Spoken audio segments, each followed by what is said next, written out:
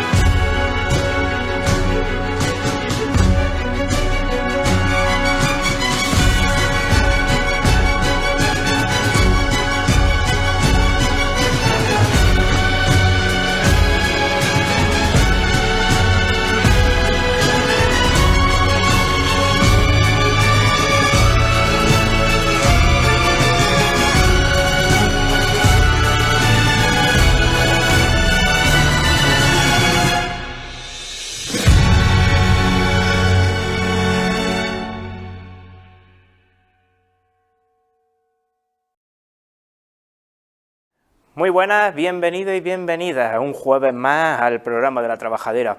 Comenzamos este programa hoy desde la casa de todos los cofrades baezanos, desde el balcón del concejo, la sede de la agrupación arciprestal de cofradías.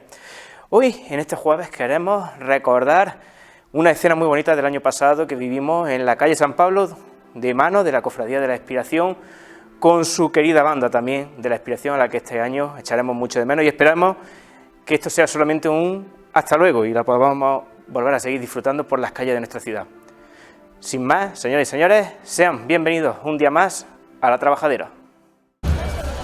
Este año se nos ha ido un gran saetero aquí en Baeza, Macareno, y tengo aquí a su sobrino delante. Y quiero que esta levantada vaya por él y por todos los saeteros de aquí de Baeza. ¿Vale? Todos por igual, valiente. Ahí está.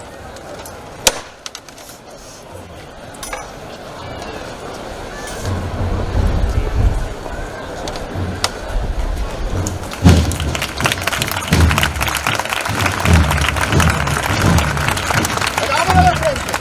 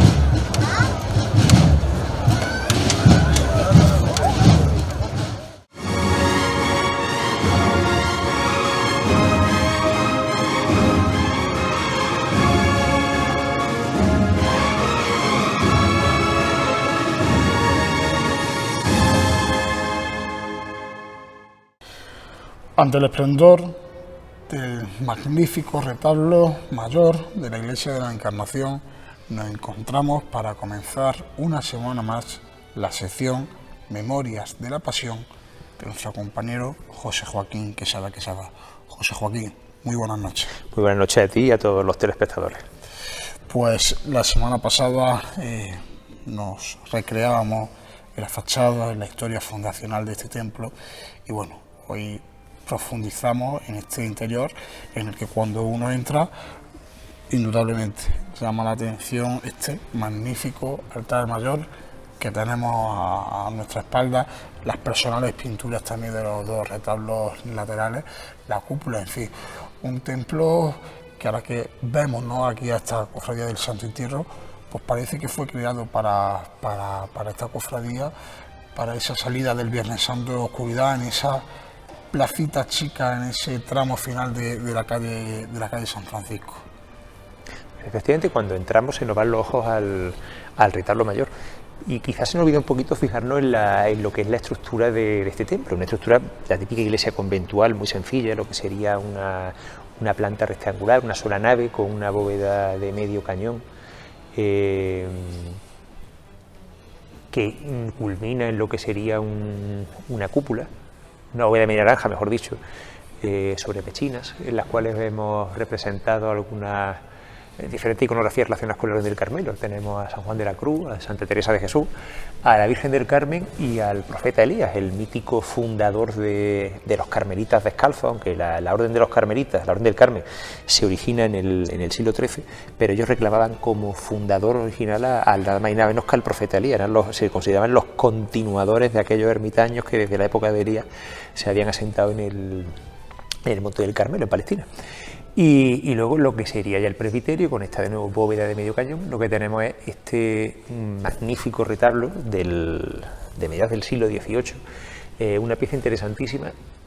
Sobre todo, para mí lo que más destacaría de este retablo es ese tabernáculo eucarístico que tenemos justo en el centro, además sobredimensionado, de un tamaño que le resta casi protagonismo al resto de lo que son los elementos del retablo y que nos habla de la intensidad con la que la Orden de los Carmelitas y en general todo lo que es la piedad de la Contrarreforma va a vivir el culto eucarístico.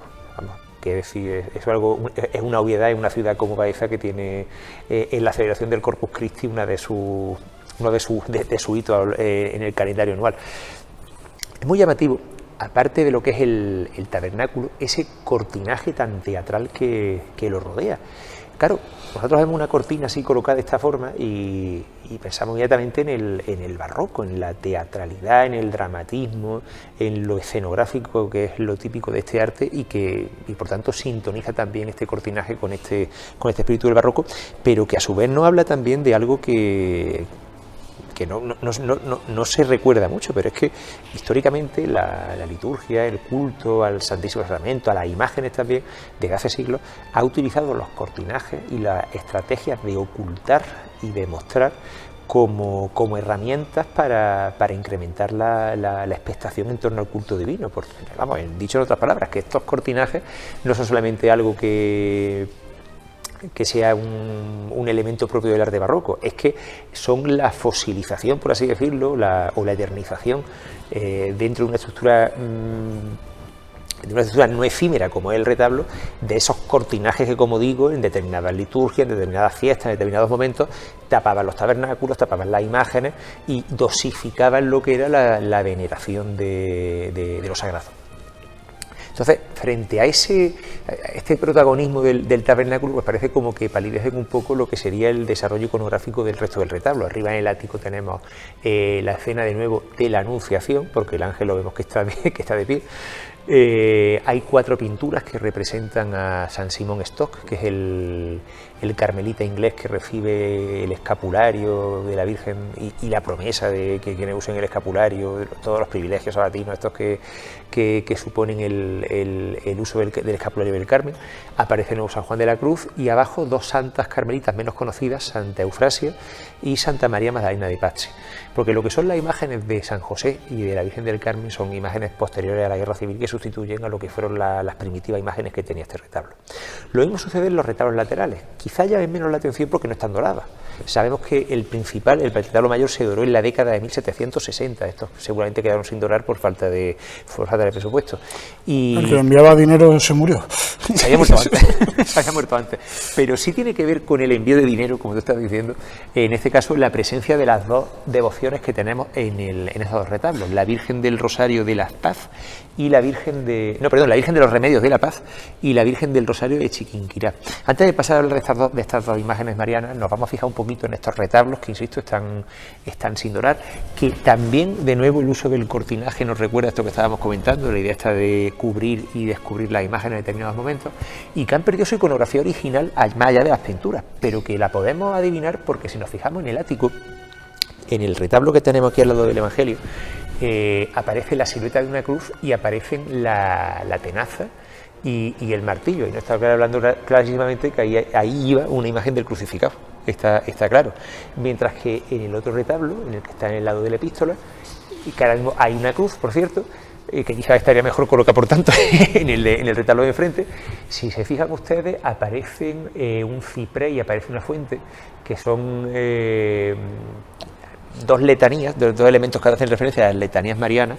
Seguramente lo que iba ahí era una imagen de la Inmaculada Concepción. Entonces es curioso cómo, a pesar de que se hayan perdido las imágenes, pero la iconografía del retablo nos permite adivinar qué era lo que aparecía en él. Bueno, y ya nos vamos a centrar en lo que son las dos imágenes, porque hemos hablado antes de Juan Eusebio Dávalos, que es el baezano ausente que estaba en La Paz como corregidor, y que es el que envía esos caudales para finalizar el monasterio, y el que también envía estas dos pinturas que representan a dos advocaciones marianas muy populares, muy veneradas en lo que había sido, en lo que fue el virreinato del Perú. Hablamos por un lado de la Virgen de los Remedios de la Paz y por otro lado de la Virgen del Rosario de Chiquinquirá. La Virgen de los Remedios de la Paz, que es la que tenemos en esta pintura. La tradición nos cuenta, la tradición que además aparece narrada en lo que es la cartela inferior. Nos cuenta que en la ciudad de La Paz, la actual capital boliviana, pues había un lugar que era el Tambo de las Harinas, que era un lugar donde se compraban y se vendían mercancías, un lugar donde había tabernas, que también frecuentaban gentes de mal vivir, y a donde acudía habitualmente un jugador que antes de dedicarse al tema de las apuestas y las timbas, pues se encomendaba para tener suerte a una imagen pintada de la Virgen que había en un muro de este recinto. Bueno, cuenta la historia que en una ocasión el jugador, a pesar de haberse encomendado, pierde todo su dinero le salen mal las jugadas, y encolerizado por la falta de, podríamos decir, de apoyo celestial, pues lo que hace es que el vaso de vino que se estaba bebiendo se lo lanza a la imagen pintada de la Virgen, y esta imagen empieza a sangrar. Entonces en ese momento él, claro, cambia de... se arrepiente, cambia de vida, y ese milagro provoca que la imagen de la Virgen la recorten, la pintura la recorten y la lleven a la iglesia que tenía la orden de San Juan de Dios allí en La Paz, y la pongan en el altar mayor. Y se convierte de ese momento esta Virgen de los Remedios en una de las grandes devociones marianas de la ciudad.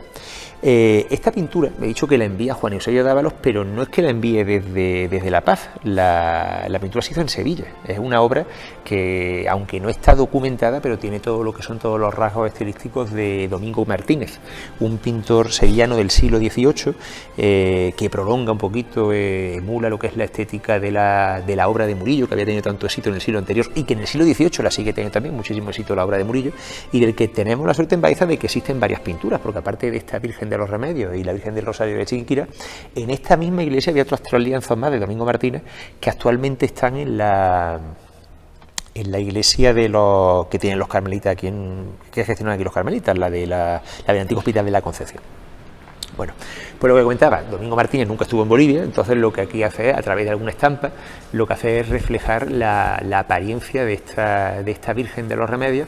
Lo que pasa es que le introduce algunas cositas que son interesantes. Por ejemplo, hemos dicho antes que la imagen acaba entronizada en la iglesia de la Orden de San Juan de Dios.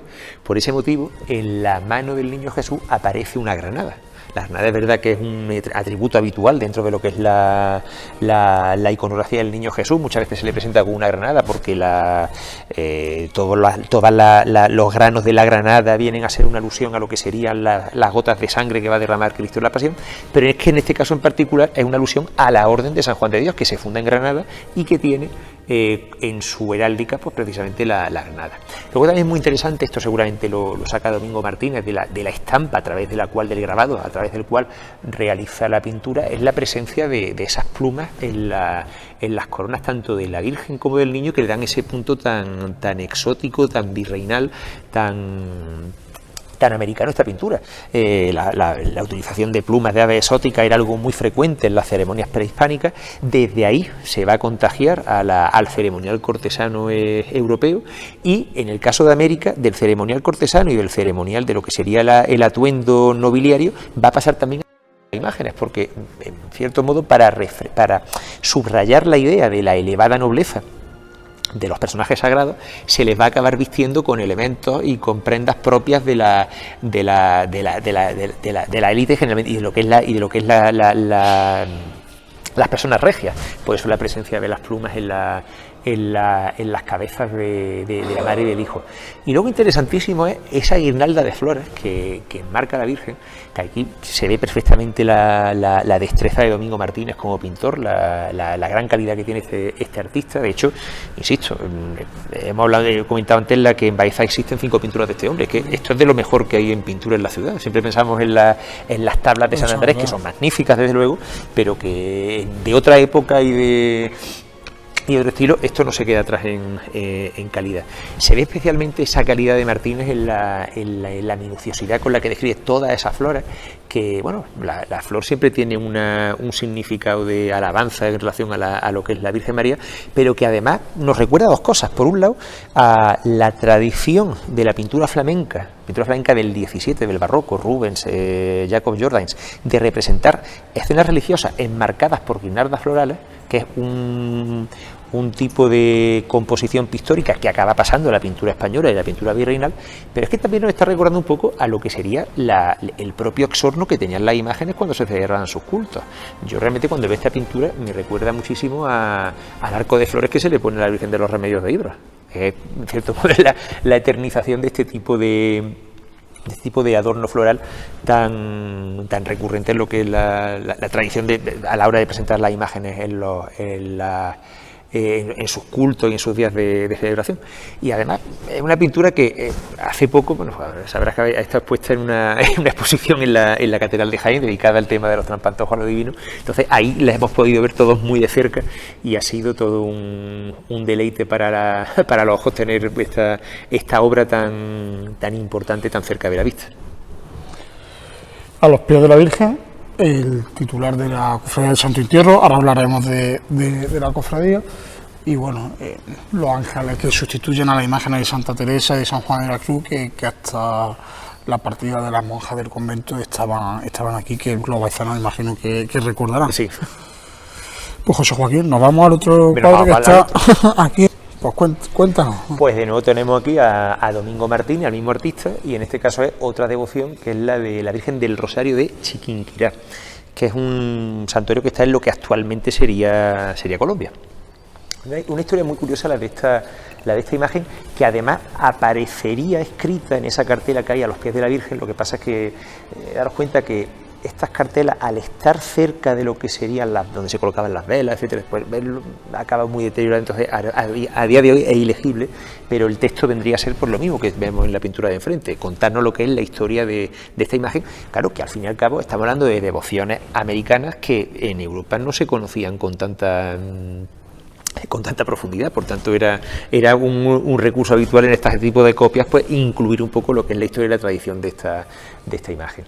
La Virgen del Rosario tiene una historia muy curiosa, y es que la pinta en 1562 un pintor sevillano, Alonso Vázquez, si no recuerdo mal, o Alonso Ramírez, ahora mismo me has pillado en un renuncio, no recuerdo cuál es el nombre del artista, no era demasiado conocido, un artista que estaba avecindado en Tunja, una ciudad de la actual Colombia, y se la pide un encomendero. Los encomenderos eran estos españoles asentados en la América virreinal, que tenían a su cargo grandes latifundios en los cuales había explotaciones agrarias o mineras. Entonces tenía un trozo de tela y le pidió que pintara allí a la Virgen con el Niño, una Virgen María, flanqueada por dos santos, por San Antonio y por San Andrés Apóstol. Que el motivo por el cual se escogió estos dos santos fue una cosa muy prosaica. Por ejemplo, el que encarga el cuadro se llamaba Antonio, entonces por ese motivo, Andrés, perdón, y por eso no porque fuera el patrón de Baeza. No tenía relación ninguna. Además, si os dais cuenta, claro, aquí estamos viendo lo que es la copia, pero la copia intenta reproducir lo que es el original. Daros cuenta que se produce una cosa muy curiosa que es la duplicidad iconográfica, porque el Niño Jesús aparece 2 veces. Está la Virgen con el Niño y a su vez San Antonio con el Niño Jesús también. Es decir, en ese sentido es casi una pintura, además lo es, la pintura original, una pintura muy ingenua. Y que no se puso ningún santo que hubiera tenido que ver con la Orden del Carmelo, que era donde venía. No, si es que esto no tiene nada que ver con la Orden del Carmelo. Te estoy hablando que en la década de 1560 colocan, claro, es que cuando se hace la copia tiene que ser, el valor de este tipo de copia es que tiene que ser fiel al original, porque entonces ya pierde si tú lo alteras, ya pierde por así decirlo, la eficacia milagrosa que tenían los originales. Bueno, pues esta se coloca la Virgen a San Antonio con el Niño Jesús y a San Andrés. Una pintura muy modesta, de muy poca calidad artística, además en un soporte muy pobre, muy fácil que se desmenuzaba prácticamente con muchísima facilidad. Pero esta pintura acaba empezando a obrar milagros. Y uno de ellos es precisamente que es capaz de autorrepararse. Autorrepararse me refiero a que, por un lado, el soporte era muy frágil, pero nunca terminaba de desmenuzarse.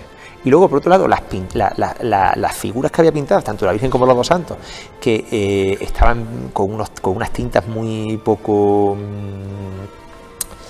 como lo digo, con muy poco color, que se desvaían con facilidad, muy pobres, se acababan, que decir, nunca se borraban del todo, siempre se refrescaban solas.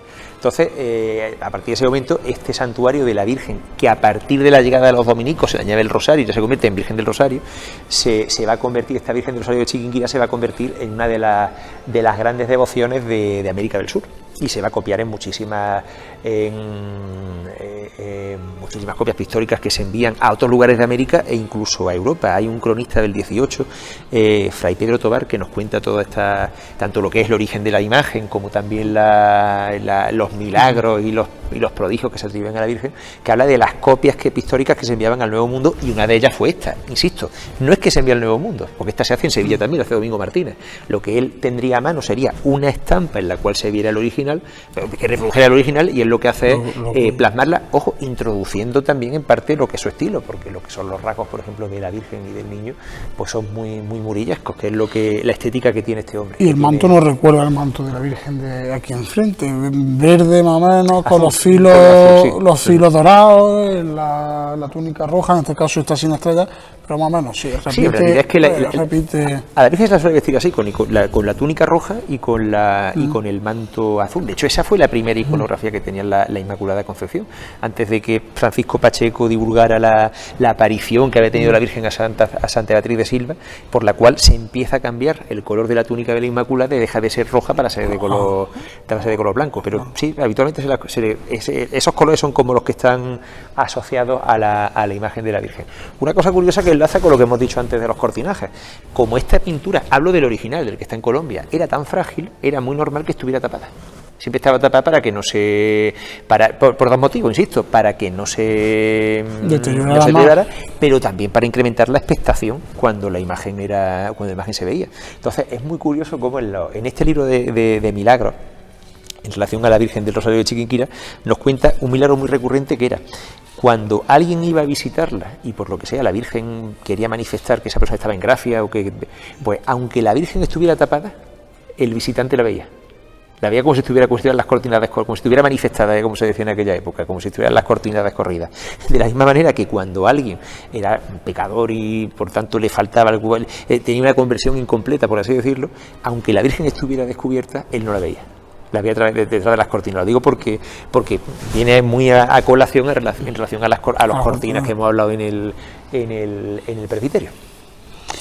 Y, por cierto, dos pinturas, insisto en la idea esta de la importancia, hemos hablado antes de la exposición esta de Trampantojo a lo divino, pero es que hace unos años se hizo una en el Museo del Prado, que fue Tornaviaje, en relación a a la presencia de arte virreinal en territorio español, y estas dos pinturas no se exhibieron allí, pero sí que aparecen en el catálogo. Yo así lo digo porque el hecho de que la Iglesia de la Encarnación parece que, como no está en el meollo monumental de Baeza, parece que se nos olvida, pero que estos son dos grandes tesoros del arte baezano. Hablábamos fuera de cámara que tenía una de estas obras, estuvo en la Expo.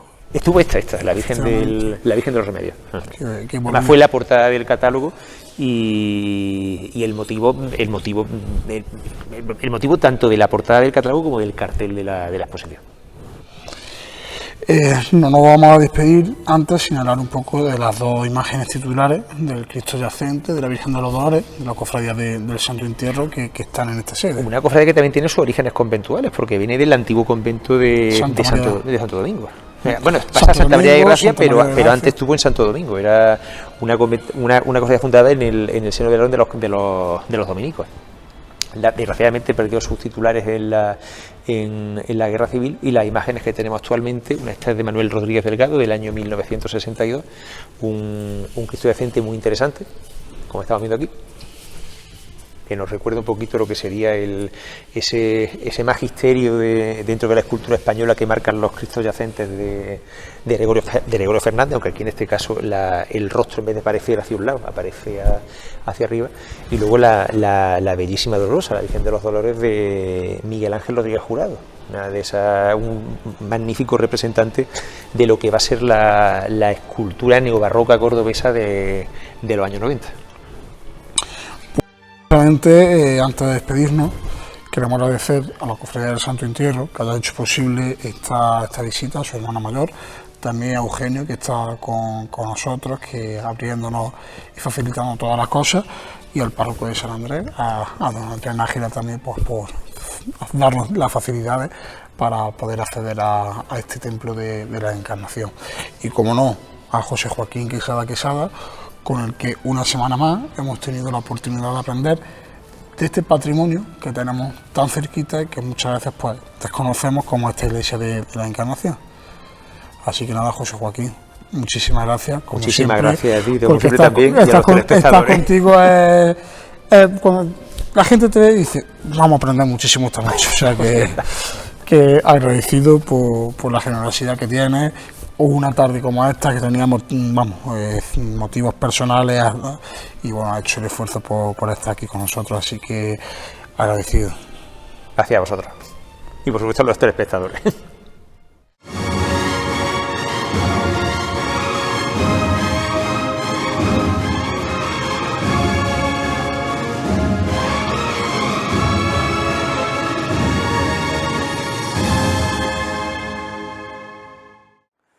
Buenas noches, sexto programa de la Semana Santa en otros lugares. Esta cuaresma está avanzando ya sin freno, ya tenemos aquí la Semana Santa prácticamente. Nos queda este programa, nos quedan varios programas de La Trabajadera, pero personalmente mi sección, la sección en la cual viajamos a otros lugares, nos quedan dos programas, la de esta semana y el jueves de la semana próxima, y un año más creo que estamos cumpliendo objetivos, estamos enseñando lo mejor de la Semana Santa de Baeza a los televidentes, y también un trocito que venimos enseñando todas las semanas de cómo son las celebraciones de Semana Santa, cómo es la pasión del Señor en otros lugares del mundo cristiano. Esta semana vamos a hacer otro viaje, vamos a estar en el este peninsular, en el sureste, concretamente os quiero llevar hasta la ciudad de Murcia, que tiene una de las Semanas Santas más peculiares de España, sin duda, con unos signos muy propios, donde han sabido mantenerse al margen de influencias andaluzas o al margen de influencias castellanas, con unos signos de identidad, como estaba diciendo, muy característicos. La Semana Santa murciana pues, fue declarada de interés turístico internacional y entendemos que mezcla como nadie, como ninguna, lo artístico y lo espiritual. Destaca de ser por ser una de las Semanas Santas españolas de mayor importancia, como he dicho al principio, por su excelente patrimonio escultórico, con tallas de gente tan relevante, tan importante en el mundo de la imaginería, como Francisco Salcillo, Diego de Ayala, Domingo Beltrán, Nicolás de Bussy, Antonio Dupar, Nicolás Salcillo o Roque López. Y entre los contemporáneos pues tenemos tallas de Juan González Moreno, José Sánchez Lozano, José Planes o José Hernández Navarro. Otra de las principales características es que posee, como decía también al principio, un estilo propio, el estilo tradicional, originario del siglo XVIII y que supone una forma única en España de celebrar la Pasión, que lo convierte en una Semana Santa especial, pues al escapar, como también hemos mencionado ya, tanto de la influencia andaluza como del estilo castellano. Son un total de 15 las cofradías murcianas que llevan a cabo las procesiones que tienen lugar por la tarde o por la noche de los 10 días que dura la Semana Santa, salvo la mañana del Viernes Santo con la popular procesión de los Salcillos, que comienza a las 6 de la mañana, y el Domingo de Resurrección, cuya procesión arranca a las 8:15 de esa mañana.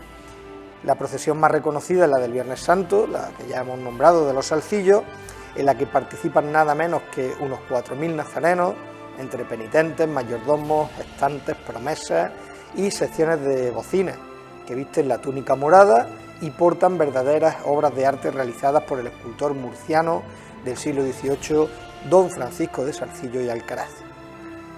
La de mayor fervor quizás sea la procesión del silencio del Jueves Santo, que parte desde la iglesia de San Lorenzo. El recorrido se realiza con las luces de la calle completamente apagadas y en medio de un impresionante silencio por parte de los nazarenos y de los espectadores. Un silencio que se quiebra únicamente por el esporádico canto de corales, orfeones, auroras, saetas y tunas, todas en honor del crucificado. También de mucho fervor es la procesión de nuestro Padre Jesús del Rescate, que se celebra el Martes Santo. El cortejo se caracteriza por su sobriedad y austeridad.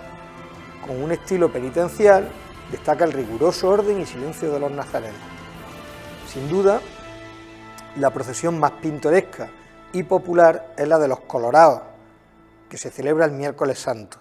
Con más de 3.000 nazarenos, esta procesión tiene la peculiaridad de contar con una gran cantidad de niños que van en cabeza del cortejo. Se caracteriza por la entrega de caramelos y obsequios, así como también habas tiernas y otros productos que delatan la vinculación de los hortelanos murcianos a la archicofradía de la preciosísima sangre de nuestro Señor Jesucristo. Muy especial es también el paseo de la burrica y el demonio, al que niños vestidos de ángeles llevan encadenados el Domingo de Resurrección.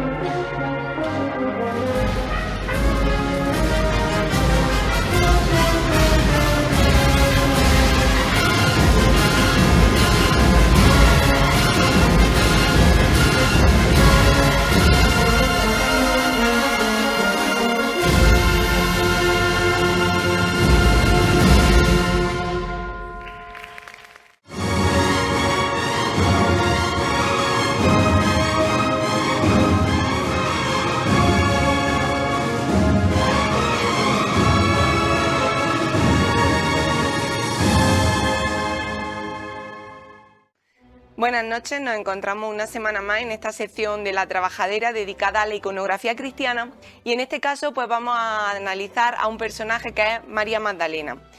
María Magdalena nace y crece en un pueblo que se llama Magdala. Magdala está cerca del lago de Genesaret y entre las ciudades de Cafarnaúm y de Tiberias.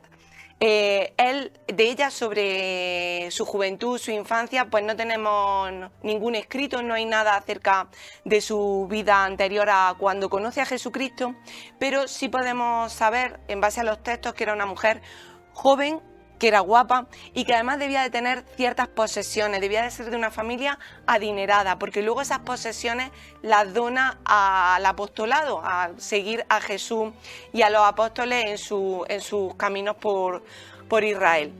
Se dice también, según los evangelios, que es la mujer a la que le hace expulsar 7 demonios y que, pues a partir de ese episodio va a estar siempre relacionada con Jesús y va a ser una de sus primeros apóstoles. De hecho, se la conoce a María Magdalena como el apóstol de los apóstoles. Sabemos que según las Sagradas Escrituras también va a seguir a Jesús. De hecho, es la primera que tiene contacto con Jesús resucitado cuando va a la tumba y esa tumba está vacía y luego más adelante Jesús se le aparece, que luego hablaremos de ese episodio. De hecho, en el libro de los apóstoles nos dice que todos los apóstoles con una sola mente permanecieron en oración, súplica con ciertas mujeres y María, la madre de Jesús. Tenemos que imaginar que si estos apóstoles estuvieron con María y a los pies con Jesús a los pies a los pies de la cruz, que luego obviamente no desaparecieron, sino que se mantuvieron en comunidad, como nos narra igual el episodio de Pentecostés. La tradición dice también que María Magdalena se fue a predicar, después de ese episodio de Pentecostés, se fue a predicar a los confines de la tierra. A partir de esto se crea una serie de leyendas asociadas a este personaje, una serie de tradiciones medievales también que van a hablar de dónde estuvo María Magdalena y también va a ser el prototipo de mujer pecadora que luego se arrepiente, de esos santos arrepentidos que vamos a tener muchos a lo largo de la historia cristiano-católica y que van a coger especialmente fuerza a raíz del Concilio de Trento. Este personaje también lo va a potenciar mucho un papa, San Gregorio Magno. Va a ser el que coja a María Magdalena y la identifique como una mujer pecaminosa, como ya hemos dicho antes, a la que Jesús le hace expulsar demonios. Y a partir del siglo VI, este episodio también a nivel bíblico y a nivel catequético pues va a tener bastante fuerza. Cuando ya empieza a desarrollarse la iconografía de la Magdalena como tal, va a ser a partir de una leyenda medieval de la zona de Francia que relata Santiago de la Vorágine en su libro La leyenda dorada. Por un lado vamos a tener a una mujer que se ha arrepentido, ha escuchado la voz de Jesús y deja los placeres de la carne a un lado para seguir esa vida de apóstol de Jesús, y en el primer episodio donde nos la vamos a encontrar ya como seguidora de Jesús, ya arrepentida, va a ser en el momento en el que va a casa del fariseo y le unge los pies a Jesús con los perfumes y luego se los seca con su cabello. Y esto es importante porque luego hablaremos de esto. Sigue a Jesús hasta el momento de la crucifixión, como hemos dicho, está a los pies. Una vez que Jesús muere, va a ser la primera en llegar a la tumba, y cuando ya Jesús resucita y asciende a los cielos y van a salir los apóstoles a predicar, supuestamente cuenta la leyenda que María Magdalena se va a Marsella. Y a partir de ahí se crea una iconografía que no es habitual verla, pero que la vamos a ver en esta primera imagen de Giotto, donde vemos una barca con la llegada de María Magdalena a Marsella. Les voy a leer esta leyenda que me ha resultado muy curiosa y que seguro que muchos de ustedes pues no conocían cómo acaba María Magdalena en Marsella. Dice así: 14 años después de la pasión y resurrección del Señor, como ya hacía bastante tiempo que los judíos habían matado a San Esteban y arrojado de Judea a los seguidores del Maestro, los apóstoles se hallaban repartidos por diferentes países de la gentilidad, predicando el Evangelio. En esta tarea colaboraban a la sazón algunos de los 72 antiguos discípulos de Cristo. Y uno de estos, de nombre Maximino, había encargado San Pedro que atendiera espiritualmente a la Magdalena. Al producirse la dispersión con vista a la evangelización del mundo pagano, San Maximino, acompañado de otros muchos creyentes, abandonó la tierra de Judea y se dirigió a otra región, de donde a poco de llegar fueron expulsados por los infieles que allí vivían. Estos obligaron a subir a una barca a San Maximino, a María Magdalena, a Lázaro, a Marta, a su criada Martila, a San Cedonio, el ciego de nacimiento curado de la ceguera por Cristo, y a muchos otros cristianos. La maltrecha embarcación arribará a las costas de Marsella, en cuyo puerto desembarcaron sus pasajeros. Viendo Santa María Magdalena que los marselleses acudían continuamente a dicho templo a ofrecer sacrificios a los ídolos, comenzó a predicar a aquella gente la doctrina de Cristo, con amabilidad, con sencillez, con palabras dulces y adecuadas, con la idea de apartarla de la idolatría y conducirla a la fe en el Señor. Por este mismo tiempo, Santa María Magdalena, deseosa de entregarse plenamente a la contemplación de las cosas divinas, se retiró a un desierto austerísimo. Se alojó en una celda previamente preparada para ella por los ángeles, y en dicha celda vivió durante 30 años, totalmente apartada del mundo y aislada del resto de la gente.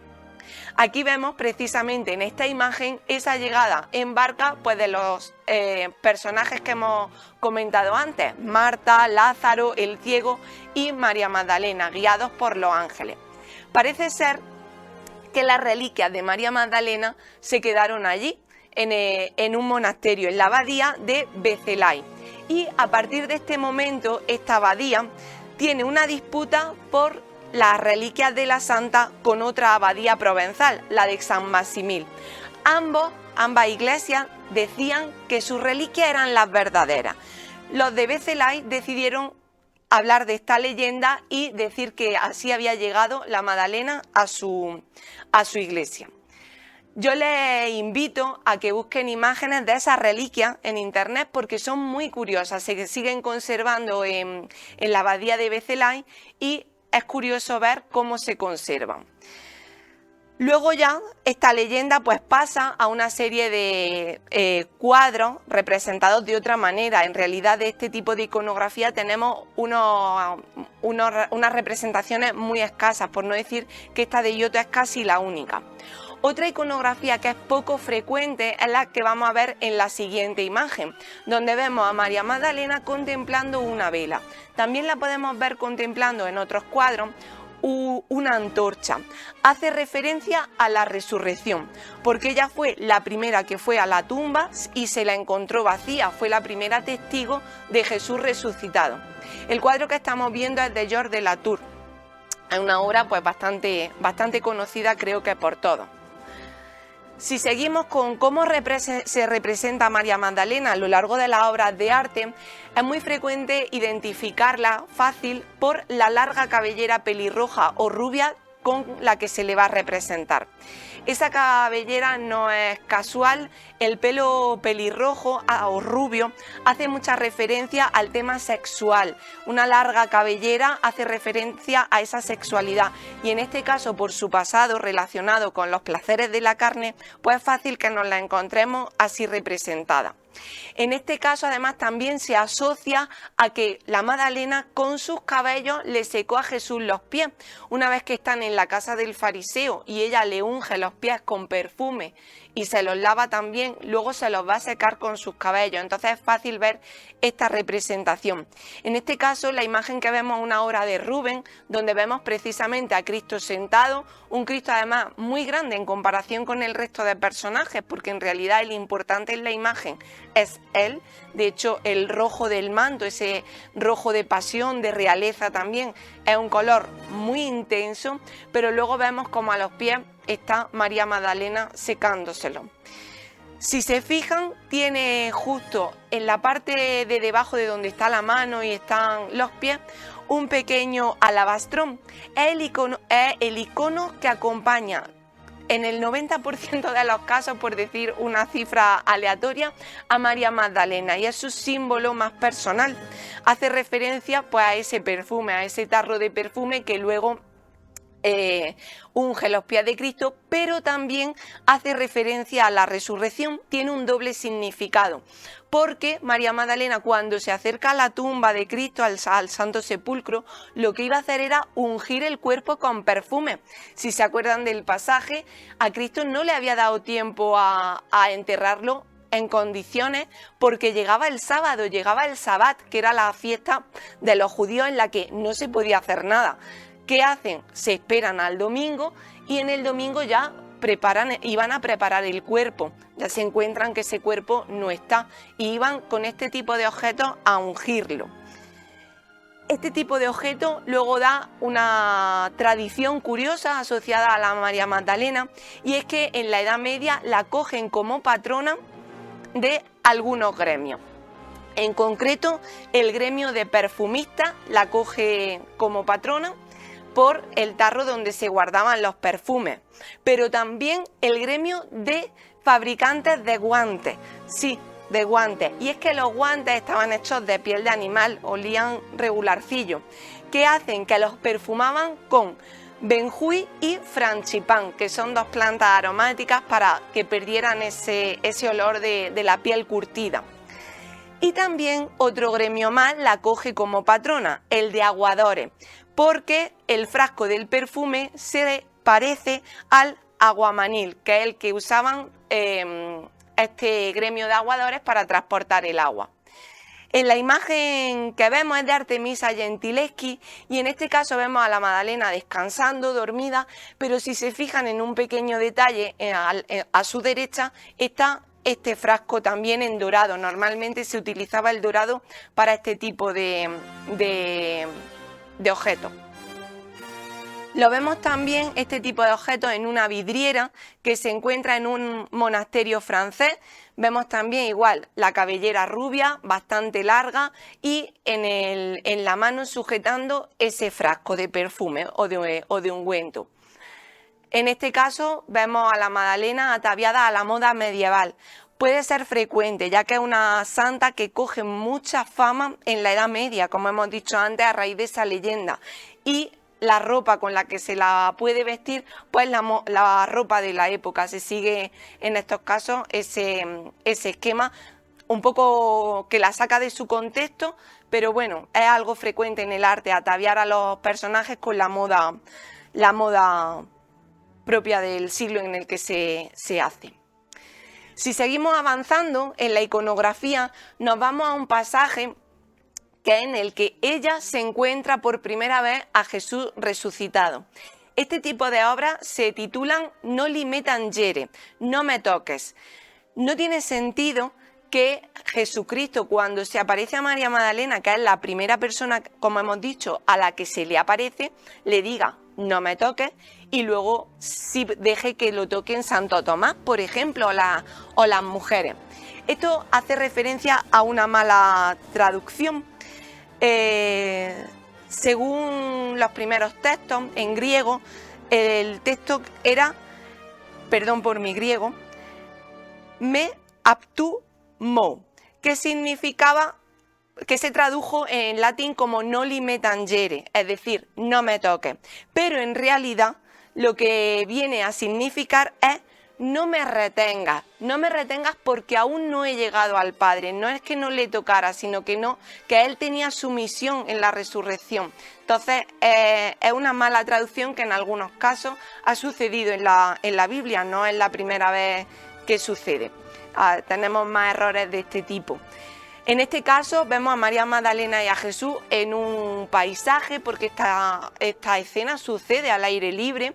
La vemos a ella arrodillada porque ha reconocido, parece ser, al Maestro, y a Jesucristo pues con el cuerpo resucitado, desnudo, simplemente tapado con una túnica. Y luego es frecuente que aparezcan instrumentos de labrador, de hortelano, porque según nos cuentan los evangelios, el Evangelio de San Juan dice: Jesús le dijo: mujer, ¿por qué lloras? ¿A quién buscas? Y ella, pensando que era el hortelano, le dijo: Señor, si tú te lo has llevado, dime dónde lo has puesto y yo me lo llevaré. Obviamente la Magdalena, las santas mujeres, no reconocen en un primer momento a Jesús, lo reconocerán después, pero físicamente no era igual. Entonces por eso pensaba que era el hortelano, y por eso vemos a Jesucristo con esa azada o alguna pala o algo referente a la labor del hortelano. Si seguimos con la iconografía también propia de la Magdalena y siguiendo, bueno, un análisis un poco cronológico, nos vamos ya a su etapa de Magdalena penitente, cuando ya ha predicado en Marsella y, como bien contaba la leyenda, luego se retira a un desierto, a una vida pues contemplativa. En este caso, las representaciones que tenemos de la Magdalena suelen ser las que estamos más habituados a ver.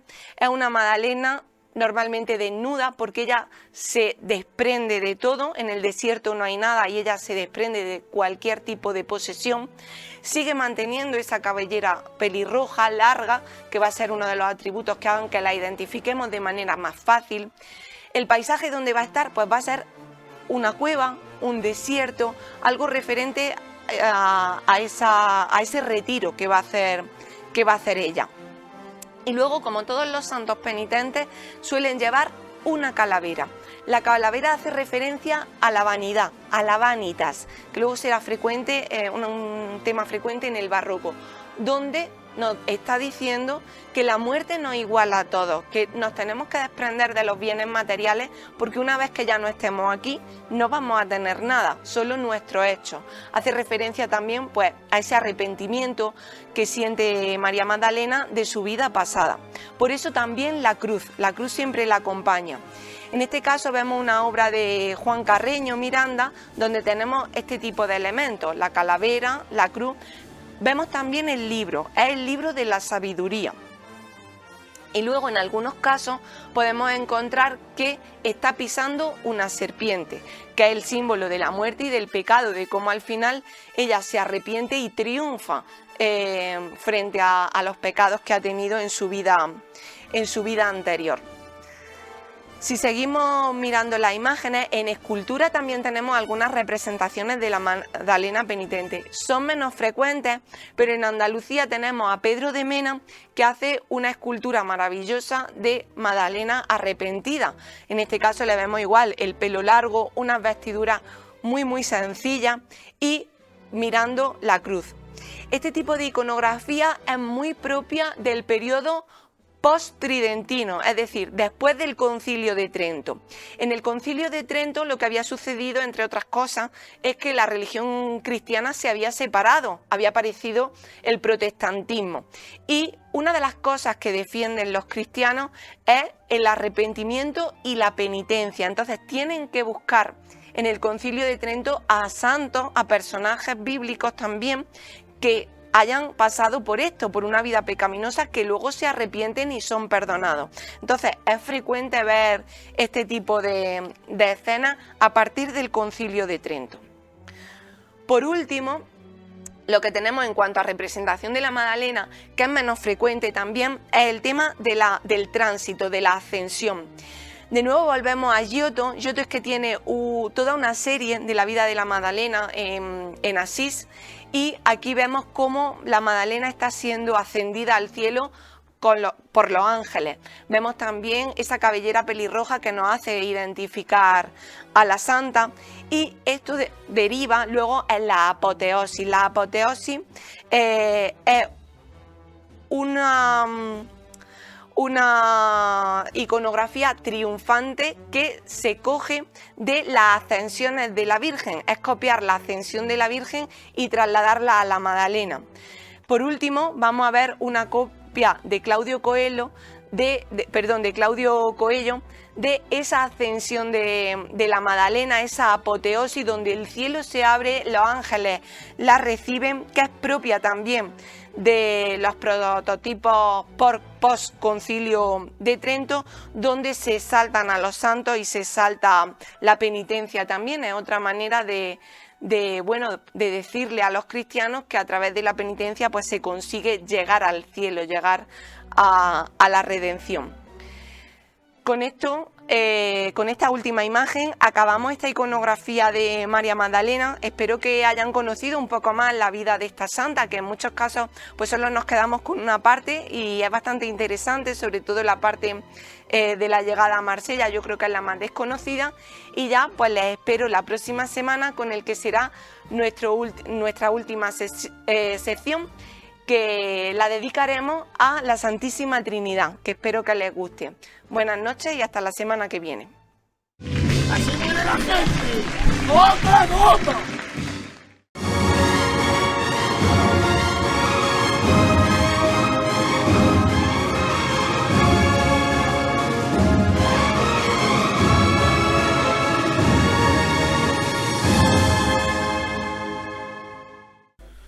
Buenas noches y bienvenidos un jueves más, amigos de la trabajadera, a la sección del tablón de los soportales.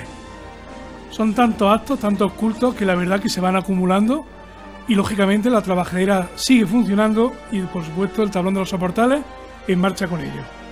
Pues bien, la Cofradía de la Buena Muerte informa a todos sus hermanos la entrega de túnica para su estación de penitencia del próximo martes santo. Será el viernes 28 de marzo en horario de 7:30 a 9 de la noche y el 29 de marzo de 5 a 7 de la tarde. Se repartirán las túnicas que cada año nuestra cofradía pone a disposición de los hermanos y devotos para acompañar a nuestro titular en la noche del martes santo. El reparto de túnicas se desarrollará en la cochera que dispone la cofradía en la calle Campanario número 20. La Hermandad de la Escuela realiza su convivencia infantil cuaresmal. Será el próximo 29 de marzo de 5:30 a 7:30 de la tarde en las dependencias de la religiosa filipense. En pantalla pueden ver el cartel anunciador y los teléfonos donde se puede realizar la inscripción.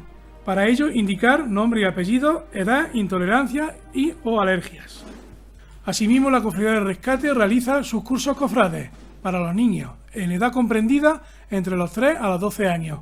Comenzará el 29 de marzo y continuará el 5 y 12 de abril, en horario de 4:30 a 6:30 de la tarde en la Casa de Hermandad de la Cofradía, organizada por la Vocalía de Formación de la misma. Continuando con la Cofradía del Rescate, comienzan los ensayos de la Cofradía Trinitaria. El Paso del Señor del Rescate, sus ensayos serán el lunes 31 de marzo, jueves 3 y martes 8 de abril. El Paso de Palio de la Virgen de la Trinidad tendrá lugar su primer ensayo el lunes 31 de marzo y continuará el miércoles 2 de abril y miércoles 9 de abril. Se realizará como es tradicional en la dependencia de la Casa de Hermandad a las 9 de la noche. La Cofradía de la Caída y María Santísima de Gracia y Esperanza comunica a sus hermanos devotos y baezanos en general que por motivos ajenos a la cofradía, la conferencia Religión y Tauromaquia, que estaba programada para el próximo 28 de marzo a las 8:30 de la tarde, queda suspendida. Se comunicará nueva fecha con la mayor brevedad posible. La Junta de Gobierno de la propia cofradía. Y finalizamos con la conferencia trinitaria titulada Orígenes históricos de la Cofradía de Rescate de Baeza. Estará a cargo de don José Policarpo Cruz Cabrera, catedrático de Historia del Arte, coordinador académico del grado en Historia del Arte y Departamento de Historia del Arte de la Universidad de Granada. Será el martes 1 de abril a las 8:30 de la tarde en la sede de la Agrupación Arciprestral de Cofradías y Hermandades de nuestra ciudad. Organiza la Cofradía propia del Rescate. ¡Así viene la gente! ¡Gota, gota!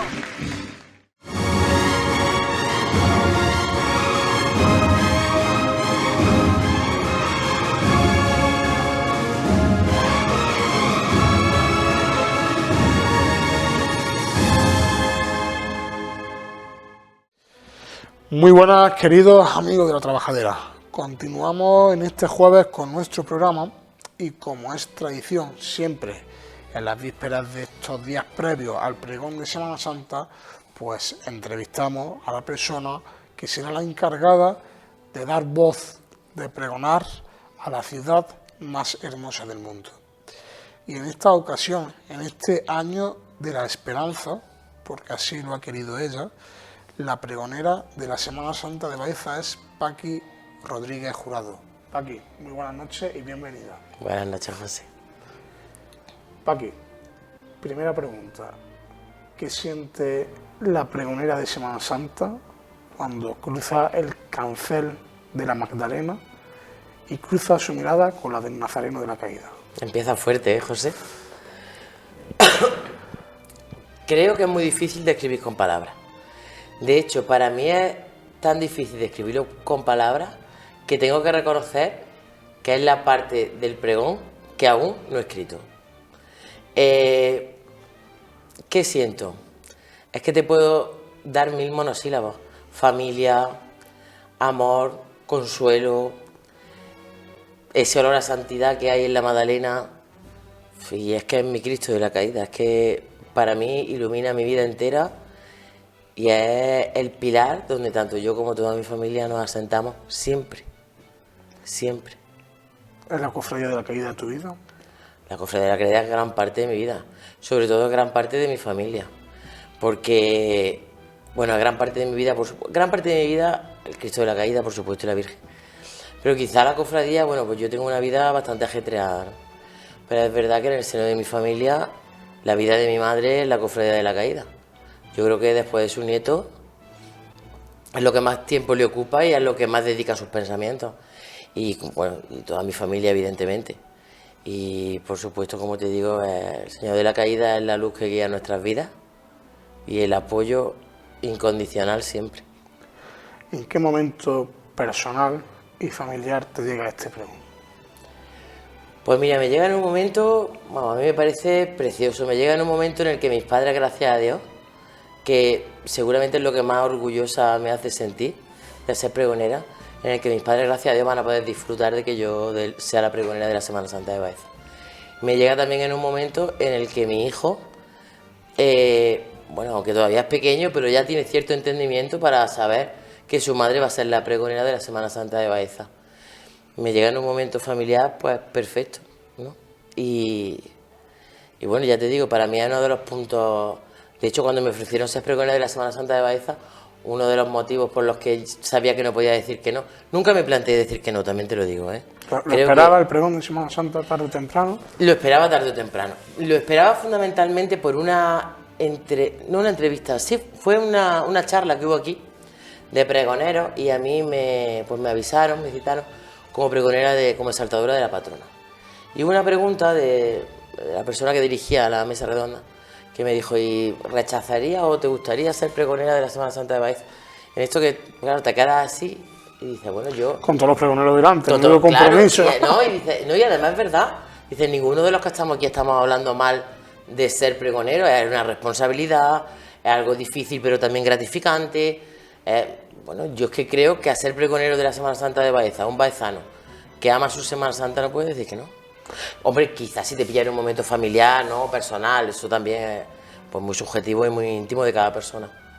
Pero con una situación normal, creo que no puedes decir que no. Yo nunca me planteé decir que no, desde luego. Pero si dije que sí, por algo fundamentalmente, fue por eso.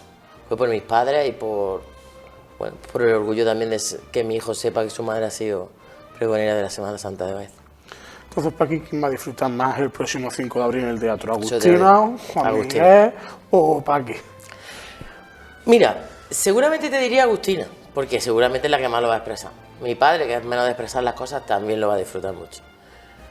Y se va a emocionar mucho porque en la parte que yo le he leído, se emociona mucho, pero hacia adentro, evidentemente. Y mi madre hacia afuera y, bueno, para mi madre, sí. Los pondría por igual a los dos, aunque mi madre lo expresará bastante más, ya te digo. Paqui, Baeza se caracteriza porque tiene muchos pregones, pero el pregón de los pregones es el pregón de Semana Santa, indudablemente. Así mismo. Y la responsabilidad mayor, porque yo que me he enfrentado, a la exaltación de la patrona, y al pregón de la Semana Santa de Baeza, a la exaltación de la patrona, me enfrenté, bueno, pues, no sé, nunca lo había hecho, nunca... Y es verdad que lo que yo saqué como fruto de aquel pregón fundamentalmente fue porque yo nunca había sido una persona especialmente mariana, ¿no? Yo soy una persona muy religiosa, con una religiosidad muy profunda, que marca mi vida en los mejores momentos y en los peores momentos. Siempre ha sido la esperanza y la confianza en que seguro que me iba a poner el camino para que yo llegara a buen puerto, ¿no? Lo que yo saqué como fruto de aquel pregón fue el amor mucho más profundo a la Virgen María. Es algo que yo no me esperaba.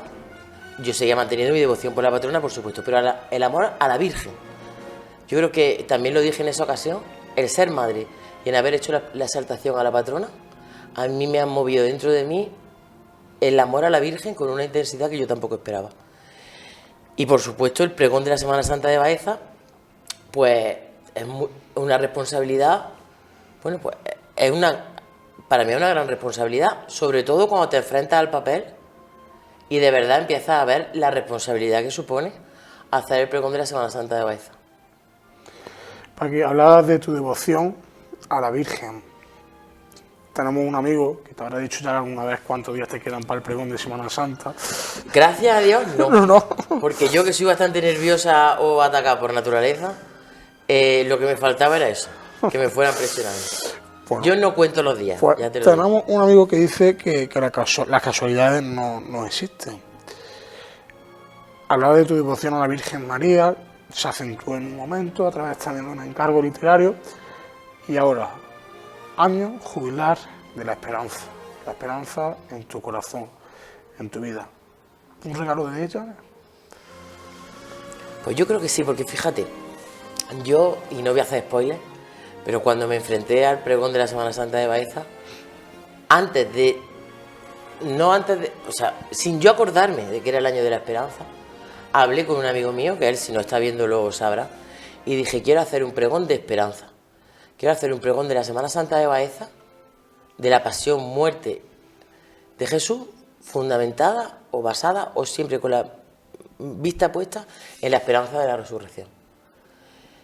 Sin yo haber caído en que era el año de la esperanza, siendo el año de la esperanza con más razón.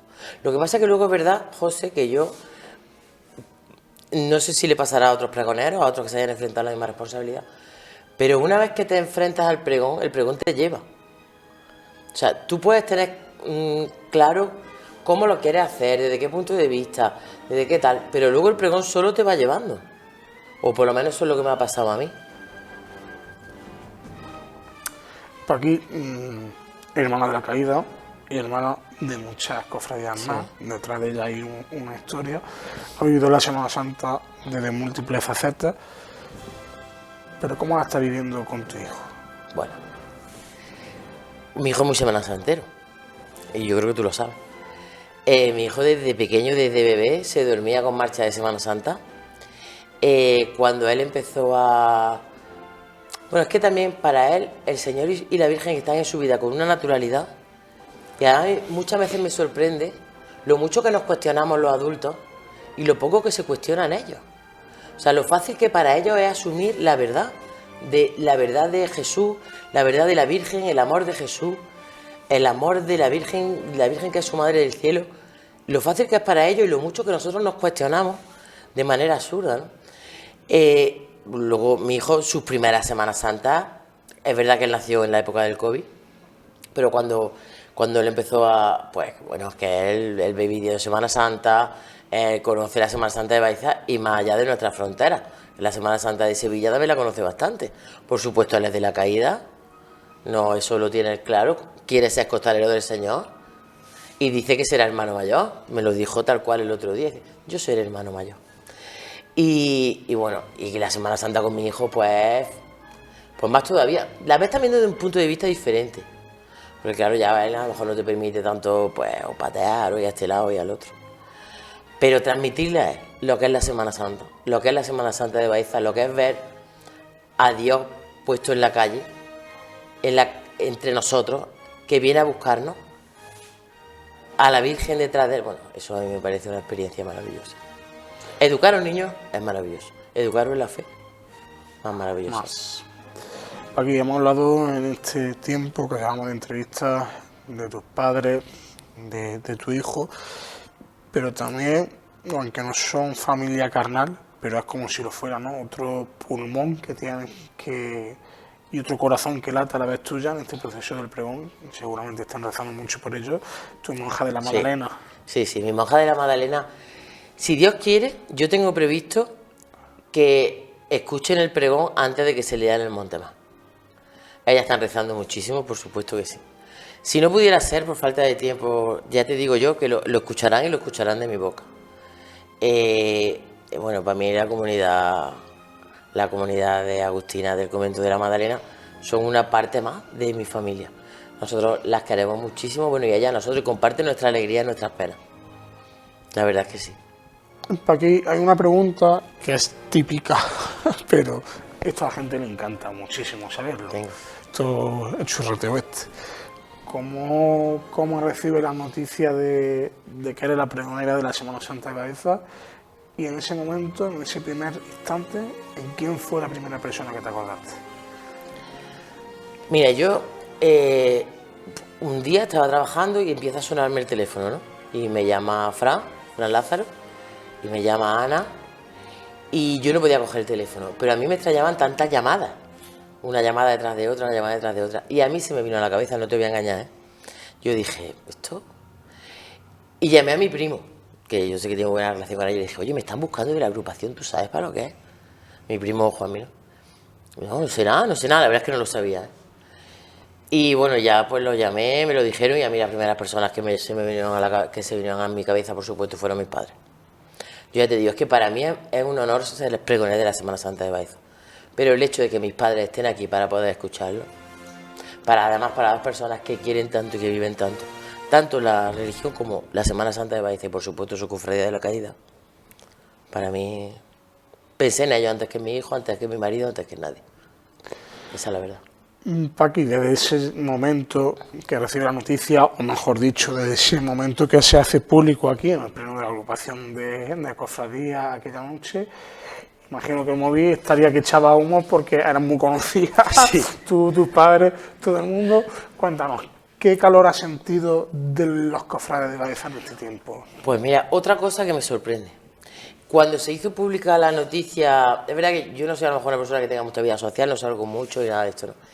Pero cuando se hizo pública la noticia por las redes sociales, yo los primeros días, luego evidentemente dejé de leer, ¿no? Los primeros días leí comentarios de personas con un cariño que yo realmente tampoco lo esperaba. Con un cariño, con una acogida, que no me lo esperaba, la verdad. Lo mencioné cuando me lo dijeron y yo, la verdad es que me parece, pues, eso, al final es que el pregón de la Semana Santa de Baeza es muy esperada, es que Baeza vive por y para su Semana Santa, o por lo menos el círculo en el que yo me muevo.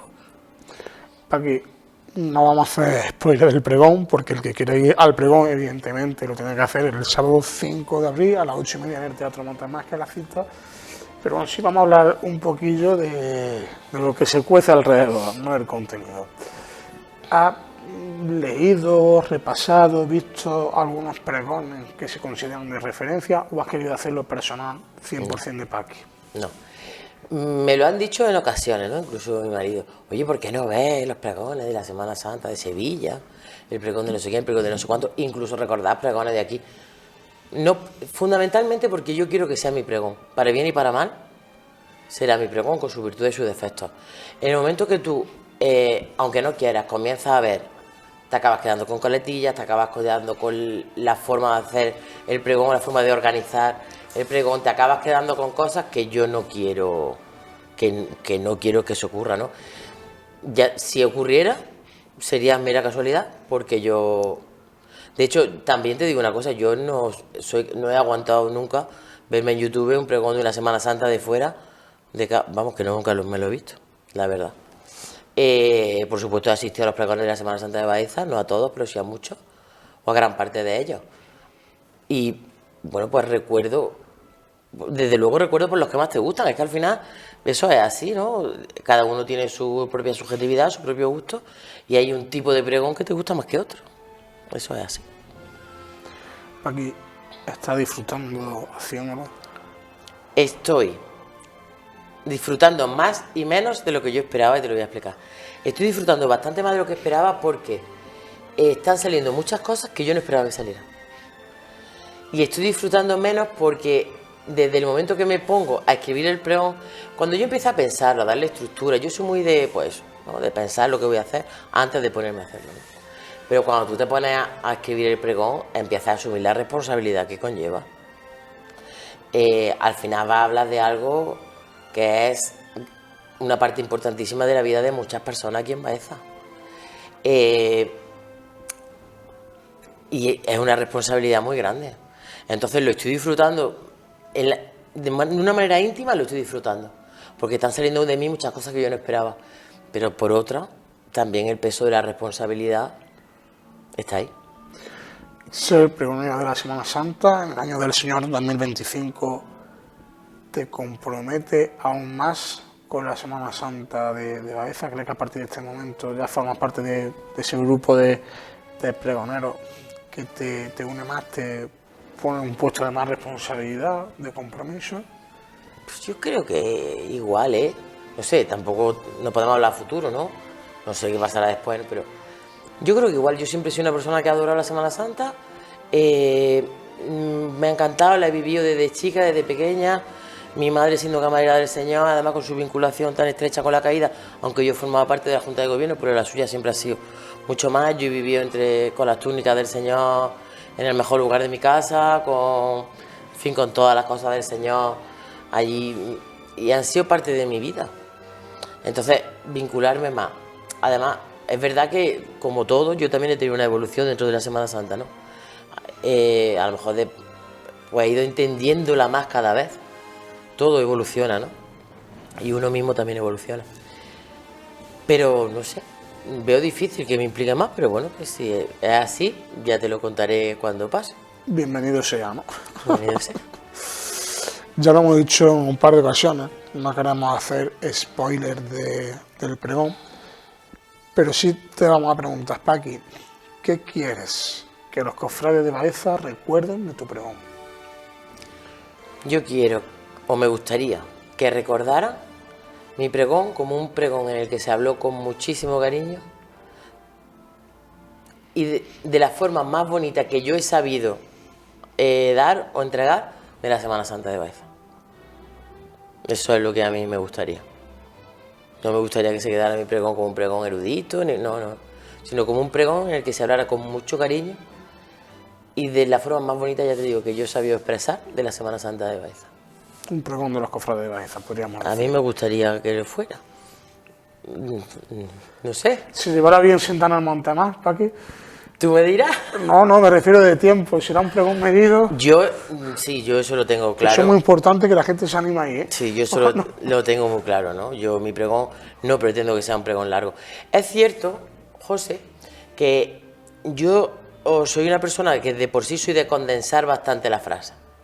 No soy de enrollarme a la hora de escribir, sino de condensar. Entonces, también el riesgo de que el pregón sea más corto supone que sea más denso.